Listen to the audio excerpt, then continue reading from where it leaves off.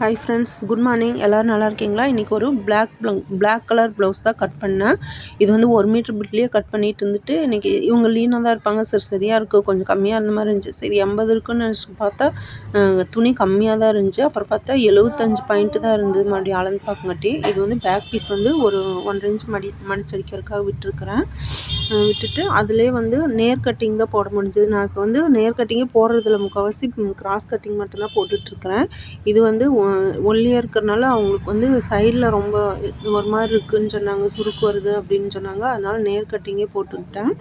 நேர் கட்டிங் போட்டு அடுத்தது வந்து கைக்கு வர அந்த நேர் வந்து மார்க்கர் பண்ணி விட்றணும். கைக்கு 4 இன்ச் வச்சுட்டு 1/2 இன்ச் மட்டும் வளைவு ஷேப்க்கு. இது வந்து ரவுண்ட் நெக்கு தான் வச்சுருக்கிறேன்.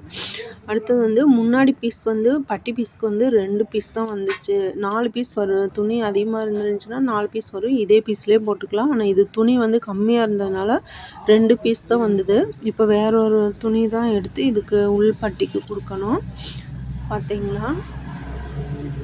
அடுத்தது இதுலேயும் வந்து கைக்கு வந்து துணி கம்மியாக இருந்ததுனால கரபாகம் எப்போவுமே சைடில் நீல வாக்கில் தான் வரணும்.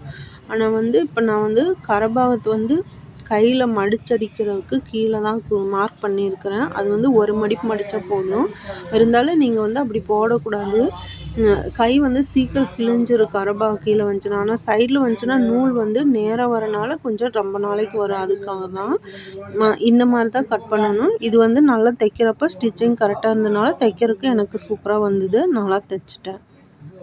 சரி, தேங்க்யூ. இது உங்கள்கிட்ட ஷேர் பண்ணிக்கிறேன். நன்றி.